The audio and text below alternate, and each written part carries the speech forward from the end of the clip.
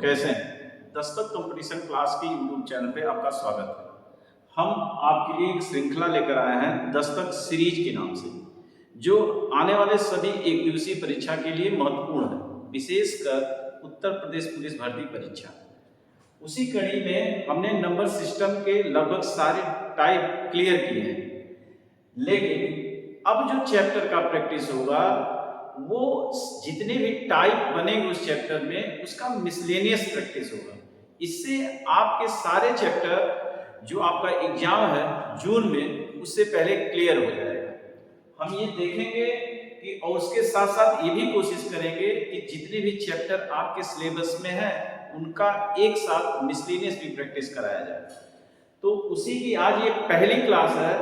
Number system के जितने भी टाइप बनते हैं या संख्या संबंधी प्रश्न या एलसीएम एचसीएफ को हम एक साथ प्रैक्टिस करेंगे, एक साथ रिवीजन करेंगे। आज उसी की ये पहली क्लास है।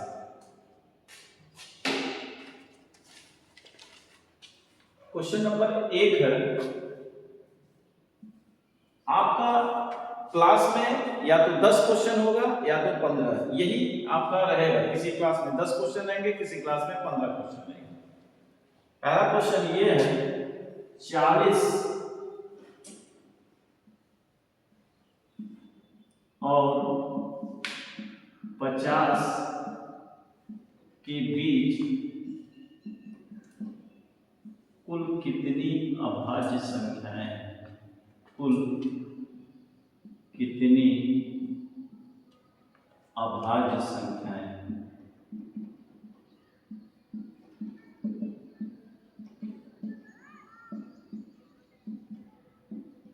विकल्प पर 4, 5, 3, 2। आपसे कह रहा है कि 40 और 50 के बीच कुल कितनी अभाज्य संख्याएं आती हैं। अभाज्य का मतलब क्या? अभाज्य संख्या प्राइम नंबर।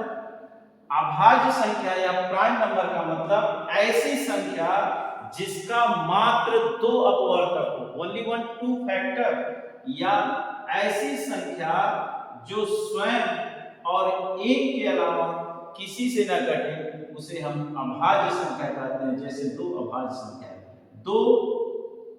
2 से कटता है और 1 से कटता है, यानी स्वयं से कटता है और 1 से कटता है, इसके अलावा किसी से नहीं कटता, और इसका मात्र 2 ही अपवर्तक है, 1 और 2।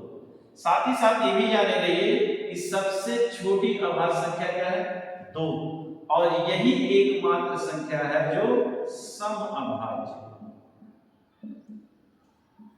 तो आपसे पूछ रहा है 40 और 50 के बीच कितनी अभाज्य संख्या है। तो पहली अभाज्य संख्या 40 के बाद 41, दूसरी 43 और तीसरी 47, यानी कितना? 3।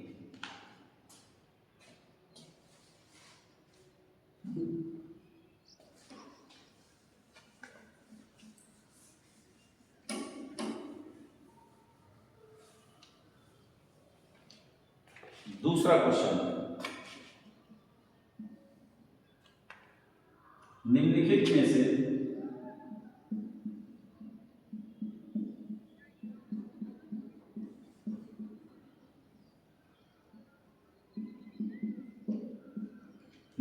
में से कौन सा जोड़ा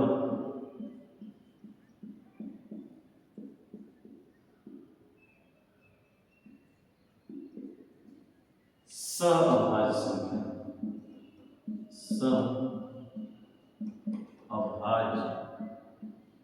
संख्या है? विकल्प आपका है 24, 38,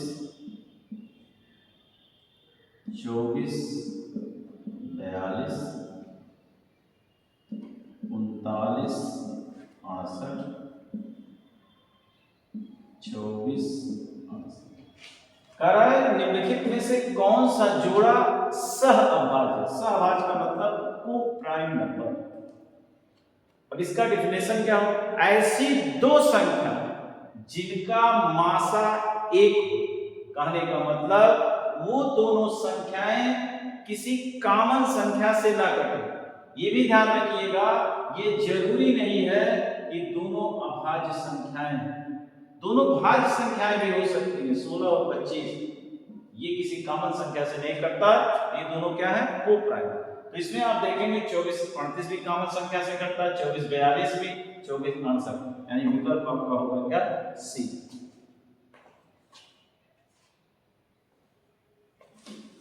नेक्स्ट क्वेश्चन पर चलते हैं।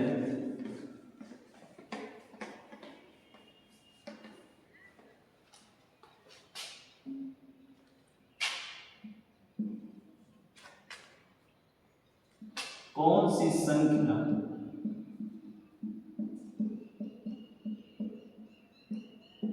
कौन सी संख्या 2310 के सभी अभाज्य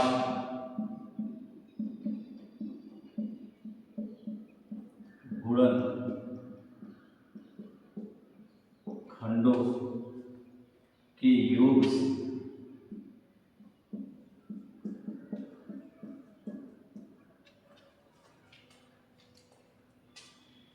से एक कम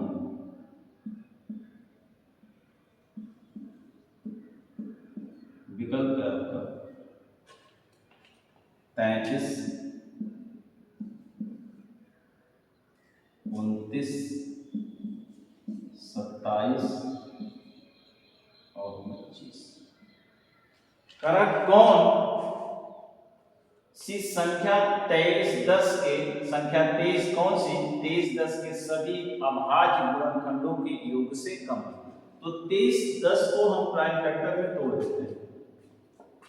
2310 इसका जब गुणनखंड करेंगे तो आप ये लिख सकते हैं 231 गुणे 10, 231, 3 2 5 1 6, 3 से विभाजित काट देते हैं तो 3 3 सते 21, 3 सते 21, 5 को लिख सकते 10 को लिख सकते हैं 2 गुणे 5, 3 77 को लिख सकते हैं 7 गुणे 11, 2 गुणे। अब ये अभाज्य गुणनखंड में टूट गया, कारण इनका योग जोड़ लीजिए, 7 3 10, 11 10 21, 21 2 30, 5 28, 28 से एक कम 27।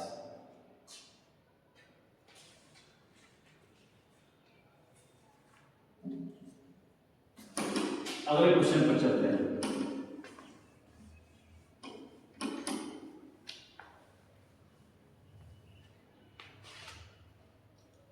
चौथा क्वेश्चन 70 और 144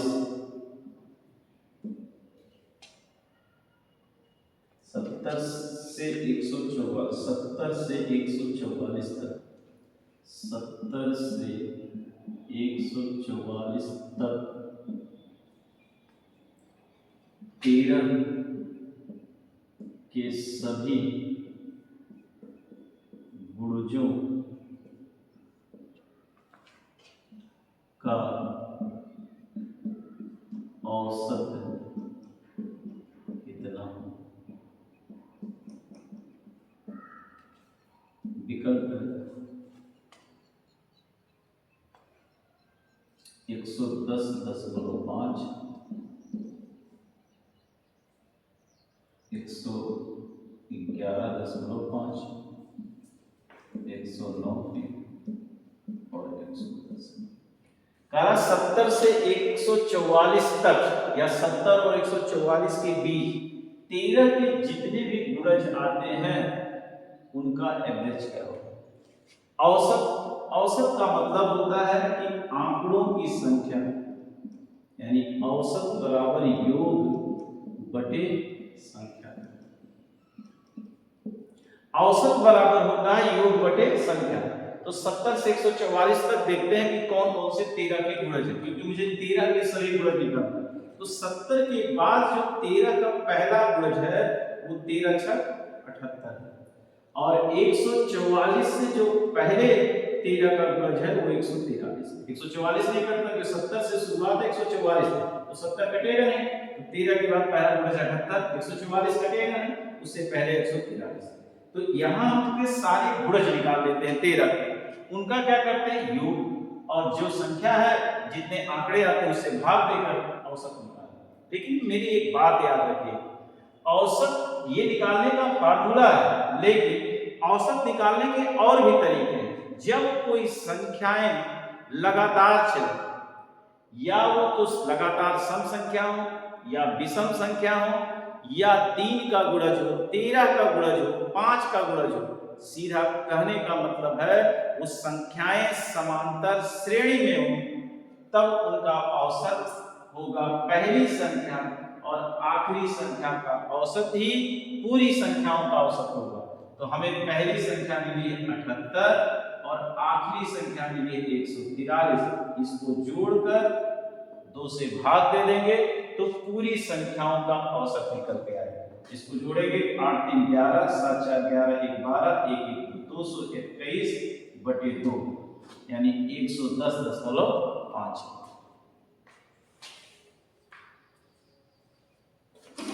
अगला क्वेश्चन,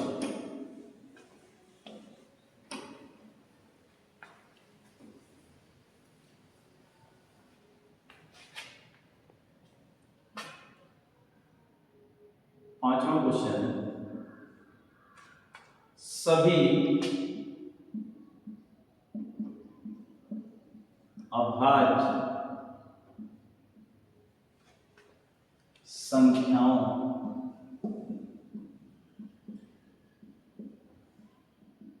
के गुणनफल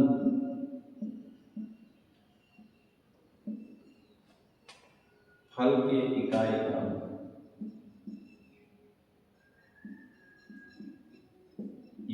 का अंक, विकल्प 0 5 3 2। सभी अभाज्य संख्याओं का गुणा कर दें तो उसका इकाई का अंक क्या होगा, यानी अंतिम गुणनफल के अंतिम अंक, इकाई का अंक मतलब अंतिम अंक। आप जानते हैं अभाज्य संख्याओं की शुरुआत कहां से होती है, 2, यही सबसे छोटी बात। 2 गुणे 3 गुणे 5 गुणे 7 गुणे 11, ऐसे हम गुणा करते जाएंगे। हम अगर यहां देखते हैं 5 और देख रहे हैं 2, 5 का 2 में जैसे ही गुणा करते हैं इकाई अंक 0। अब चाहे जितनी बार गुणा करेंगे अंतिम अंक कितना आएगा, 0। तो इसका मतलब याद रखिए, डायरेक्ट सभी अभाज्य संख्याओं के गुणनफल के इकाई का अंक क्या होगा, सभी अभाज्य संख्याओं के गुणनफल का इकाई का अंक क्या होगा, 0। लेकिन यही कहे कि सभी अभाज्य संख्याओं के गुणनफल के इकाई का अंक क्या होगा यदि 2 को छोड़ दिया जाए। तो जैसे ही 2 को छोड़ेंगे अब केवल 5 रहेगा, तो 5 दिया 15, और जैसे ही इकाई का अंक 5 आएगा, चाहे जितनी बार गुणा करेंगे इकाई का अंक कितना होगा, 5। तो 2 क्वेश्चन बनता है, सभी अभाज्य संख्याओं के गुणनफल की इकाई का 0, 2 को छोड़कर 5, तो इसका आंसर होगा 0।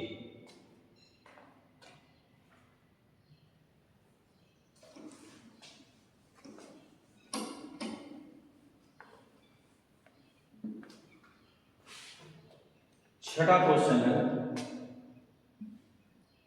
3600 के गुणनखंडों की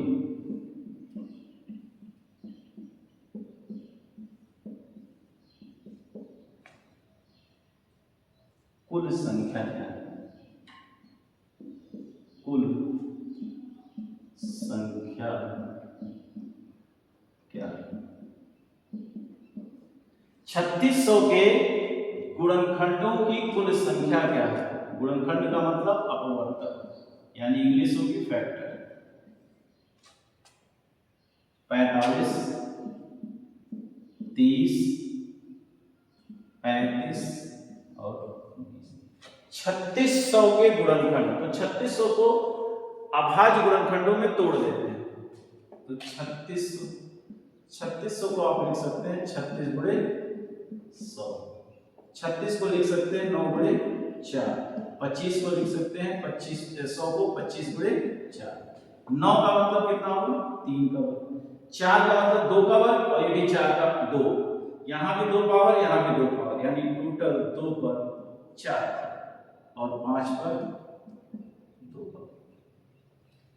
ये 3 पर 2 बार यानी 3 तरीका 9, 4 पर 2 और 4 यहाँ है 4 यहाँ है, यानी 2 पर 2 2 पर 2, टोटल 2 पर 4, 25 5 पर।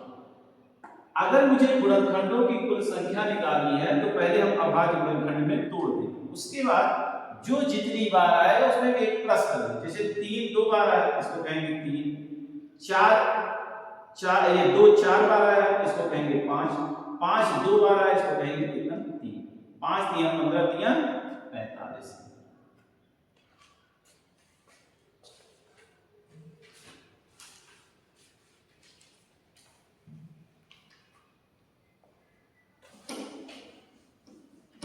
अगले क्वेश्चन पर चलते हैं।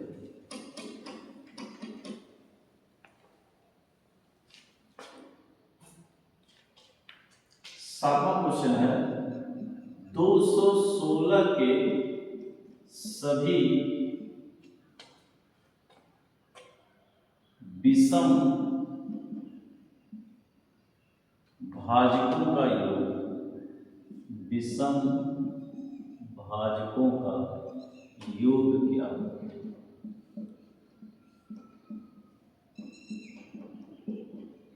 विकल्प है 16 14 40 60। कारक 216 के सभी विषम भाजक, विषम भाजक मतलब विषम गुणनखंड या विषम अपवर्तकों की संख्या। तो संख्या नहीं पूछा, आपसे पूछ रहा कितना योग, तो फिर उसी तरह इसको तोड़ देंगे। अभाज्य गुणनखंड में 216 का मतलब क्या होता है 6 का घन। 6 को तोड़ेंगे 2 गुणे 3 यानी 2 पर कितना 3 और 3 पर 3। जब भी मुझे निकालना हो विषम, विषम का मतलब है जो 2 से ना कटे, तो इसको हम इग्नोर कर देंगे, हम केवल 3। और इसको इस तरह लिखेंगे 3 पर 3 पावर, उसके बाद प्लस के साथ घटते क्रम में पावर घटाते जाएंगे। 3 पर 2, 3 पर 1, 3 पर 0, इन सबको जोड़ देंगे। 3 पर 3 का मतलब 27, 3 पर 2 का मतलब 9, 3 पर 1 का मतलब 3, 3 पर 0 का मतलब 1। 27 9 1 10, 27 3 30, 30 10 40।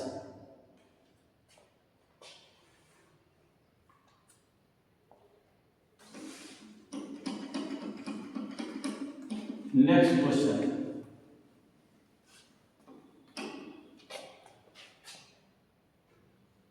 8वां नंबर।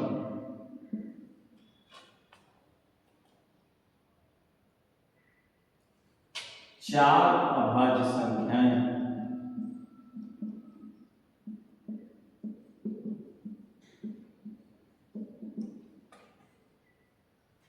आरोही क्रम में, आरोही क्रम में प्रथम 3 का गुणनफल, प्रथम 3 का गुणनफल 255, अंतिम 3 का गुणनफल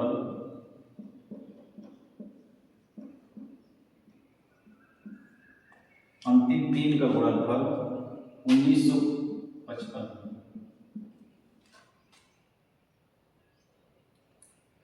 सबसे बड़ी संख्या, सबसे बड़ी संख्या क्या है?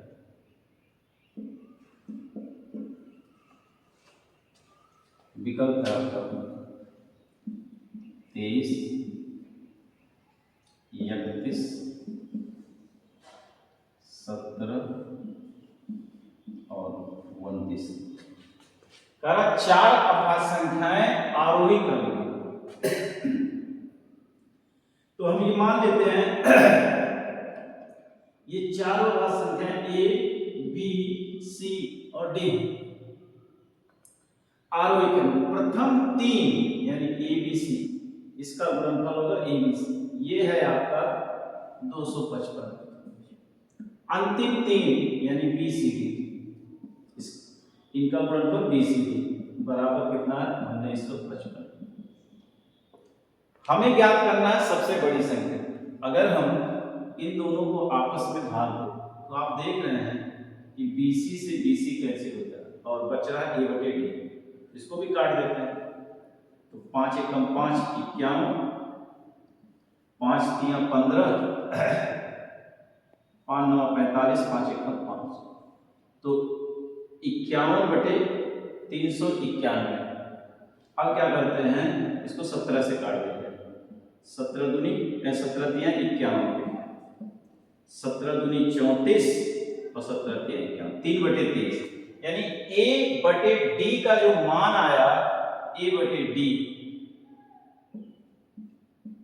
वो 3/21 आया।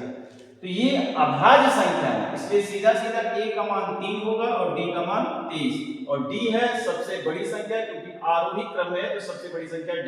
तो आपका आंसर क्या होगा 23।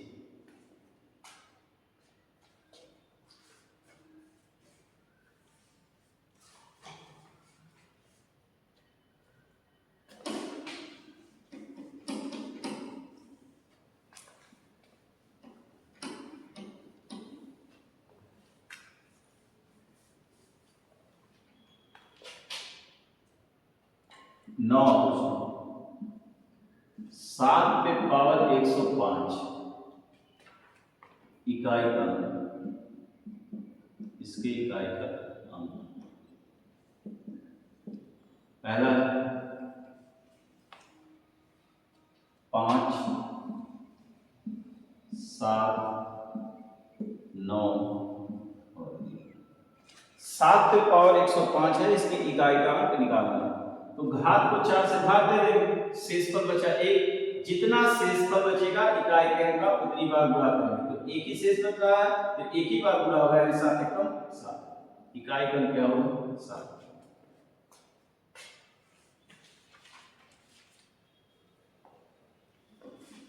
दसवां क्वेश्चन,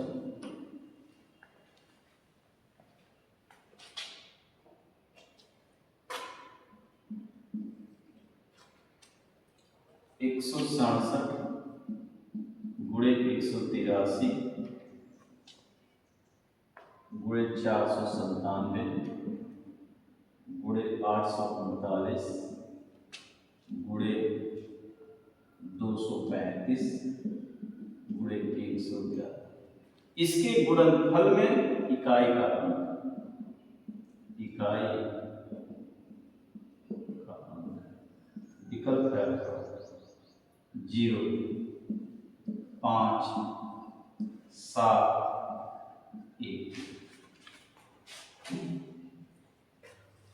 इसकी इकाई का अंक पूछ रहा है, तो इकाई का अंक निकालने के लिए क्यों इकाई के अंक का ही गुणा करेंगे। 7 × 21, 1 आया, 7 × 7 ऐसे गुणा करेंगे। लेकिन हम आप यहां देख रहे हैं कितना है, इकाई का अंक 5। अब हम 5 × 5 में एक बार 5 आ गया तो चाहे जितनी बार गुणा करेंगे 5 ही आएगा। तो ध्यान रखिएगा, अगर कहीं सम संख्या नहीं मिली, 5 का किसी सम संख्या से गुणा होगा तो इकाई का 0 है। लेकिन अगर सब विषम में ही है, इकाई का में हर जगह विषम है, तो कितना होगा 5। तो याद रखिए, अगर कहीं भी सम आ गया, 2 आ गया, 4 आ गया तो 0 हो जाएगा और इकाई का 0 देगा। लेकिन अगर सब जगह विषम, यहाँ सब विषम है, तो इसलिए इकाई का कितना होगा 5।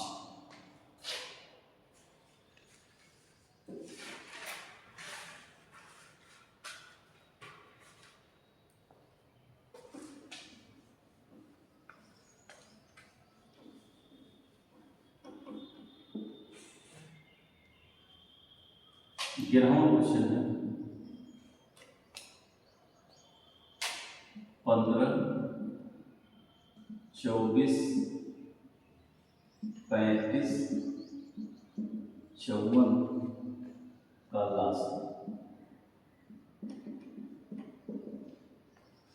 विकल्प है 76 50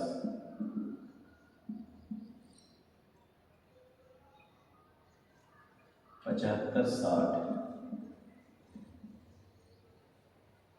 65 70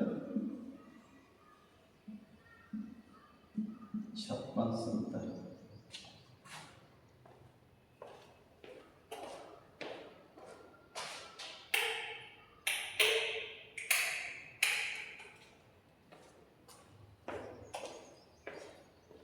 करा 15 24 35 54 का लासा निकाल 15 24 35 54 का लासा।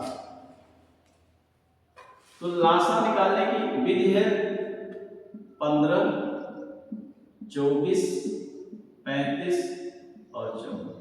किसी ऐसी संख्या से सबसे छोटी काटेंगे जो कम से कम दो संख्याएं कटे। तो 2 से कट रहा है 24 और 54, 2 ये नहीं कट रहा, 15 उतार देंगे, 24 12 35 नहीं कट रहा, उतार देंगे, ये 27। अब 2 से नहीं कट रहा, 3 से, 3 बचे 15, 3 चौक 12 35 नहीं कट रहा, 3 9 27। अब 5 से कटेगा, 5 1 5 4 नहीं कट रहा, 5 7 35 9 सबका गुणा करते हैं। 2 गुणे 3 गुणे 5 गुणे 4 गुणे 7 गुणे 9, 2 गुणे 3 गुणे 5 गुणे 4 गुणे 7 गुणे 9 सबका गुणा करते हैं। गुणनफल जो आएगा वो आप इसका लासा हो। तो 2 3 6 6 5 30 120 5 7 84 9 4 ये हो जाएगा आपका 7560 बी विकल्प। और साथ ही साथ ये ध्यान रखिए कि लासा निकालने में 3 और 9 का रूल लगाइए। ऐसा रूल लगाइए जो 3 9 4 8। तो यहाँ 3 और 9 का रूल नहीं लगेगा क्योंकि सारी संख्याएं आप देख रहे हैं 6 5 11 7 18 7 5 12 6 18 6 5 11 7 18 6 5 11 7 सब 3 9 से कट गए। 24 को अगर देखें तो 3 गुणे 8, 8 का रूल अगर लगाएं तो 8 का मतलब होता है अंतिम 3, 8 अठाई 64 ये नहीं कट रहा, 8 7 56 ये कट जाएगा, 8 7 56 ये भी नहीं कट रहा, 8 अठाई 64 ये भी नहीं कट रहा। इसका मतलब एक ही संख्या है जो 8 से कट रही है, तो आपका आंसर होगा 75 60।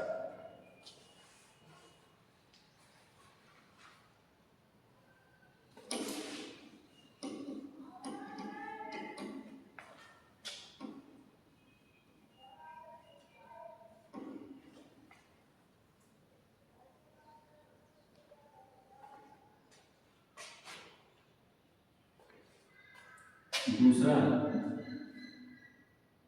सवाल 12वां नंबर क्वेश्चन है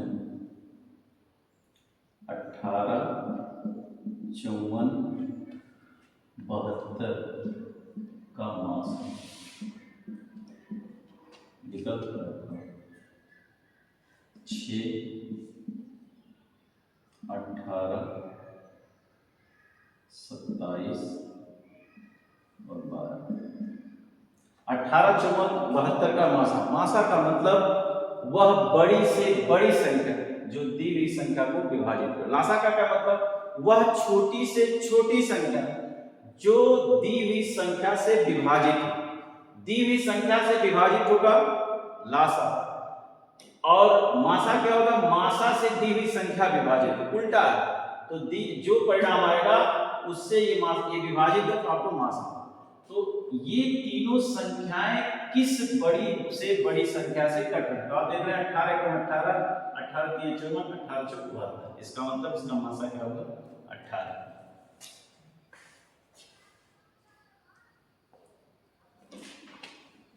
तेरहवां क्वेश्चन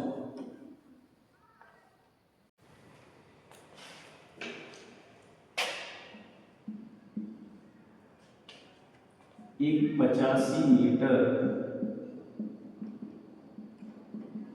लंबी क्षण को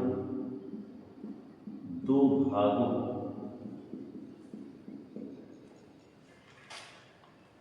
में विभाजित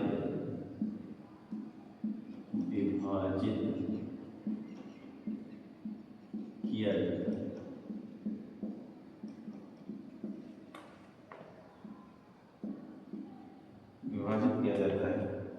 यदि क्षण का पहला भाग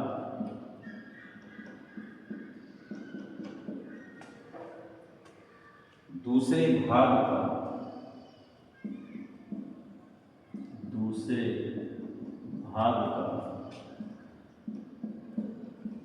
2/3 तो बड़ा भाग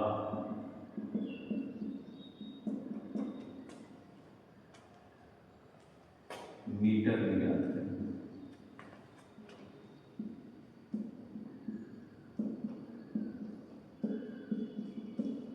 विकल्प है आपका 34,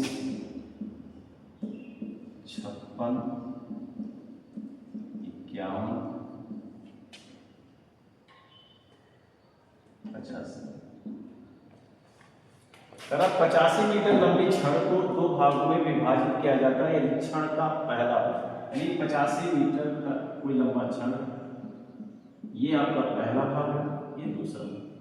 पहला भाग दूसरे भाग का 2/3, तो अगर दूसरा भाग 3 है तो 3 का 2/3 पहला भाग कितना हो जाएगा 2। पहला भाग हो गया 2 और दूसरा भाग हो गया 3। टोटल भाग टोटल कितना है 3 2 5। इस 5 की वैल्यू कितनी है 85। 5 की वैल्यू 85 तो 1 की 17 बचे 85 1 की वैल्यू 17 तो सबसे बड़ा भाग यही है 17 × 51 मीटर।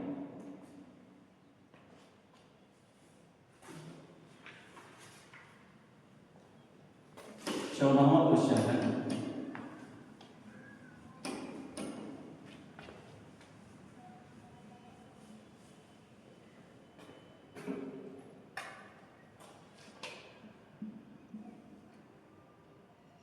जब किसी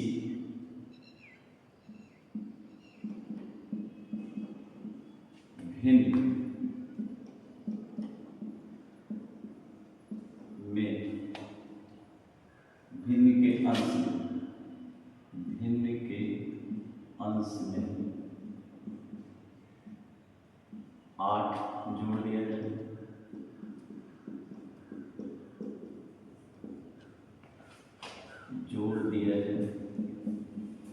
तथा हर 12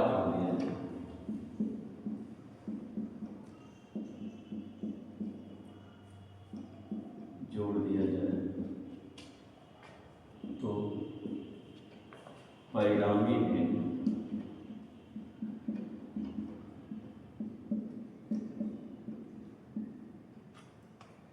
1/2 हो जाती है। 1/2 हो जाती है यदि अंश और हर प्रत्येक में 2 घटा दिया जाए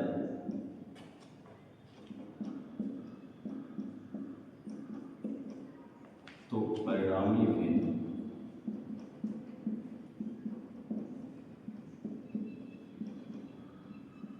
परिणामी 1/8 हो जाए।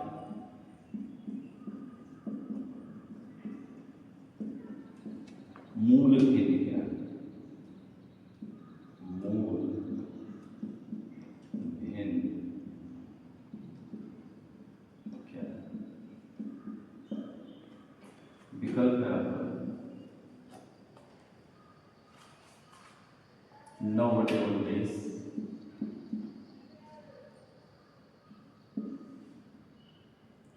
3/10, 4/7 और 5/19।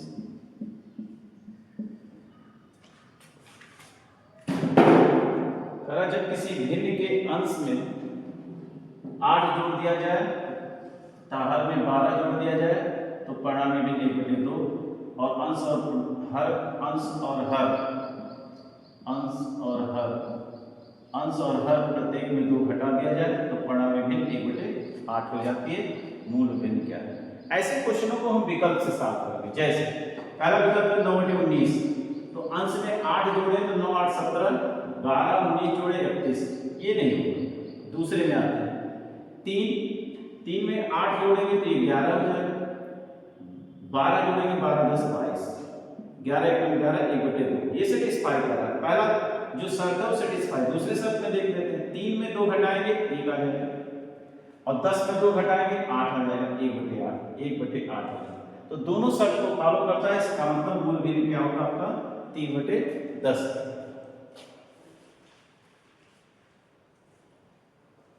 15वां क्वेश्चन है,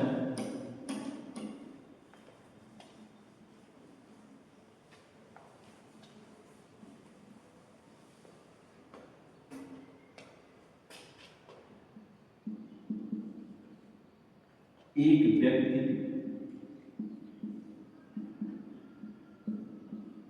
अपनी आय का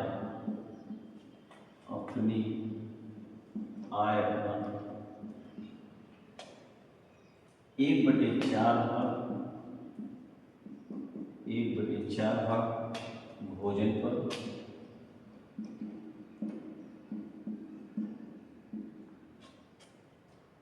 2/3 भाग मकान किराया पर,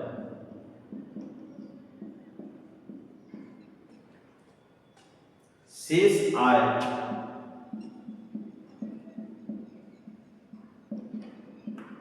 जो 630 रुपया है अन्य खर्च। तो मकान किराया पर वह कितना रुपया खर्च करता है, वह कितना रुपया खर्च करता है।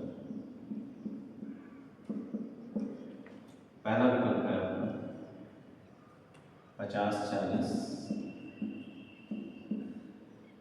दूसरा 35-30, तीसरा 48-90 और चौथा है 44-58। एक व्यक्ति अपनी आय का 1/4 भाग भोजन पर, 2/3 भाग मकान किराए पर खर्च करता, जो शेष बच रहा है 630 रुपया अन्य पर खर्च करता है। तो मकान किराए पर कितना? 1/4 और 2/3। नीचे हर में 4 और 3 है, इस 4-3 का एलसीएम ले लेते हैं। 4-3 का एलसीएम होगा 12। हम कुल आय मान लेते हैं 12। जब कुल आय हमने 12 मान लिया तो व्यक्ति भोजन पर कितना खर्चा है? 12 का 1/4 यानी 3, किराए पर 2/3 यानी 2/3, 12 का 2/3, 3 चौक 12, 4 दूनी 8, 8 3 11, शेष बचा कितना? 1। जो शेष बचा 1 और शेष बता रहा है 630, इस 1 की वैल्यू ही कितनी है? 630। तो कह रहा है आपसे मकान किराया यानी 8 की वैल्यू क्या होगी? 8 × 630, 8 × 3 = 24, 8 × 6 = 45, 2 50 यानी 50-40।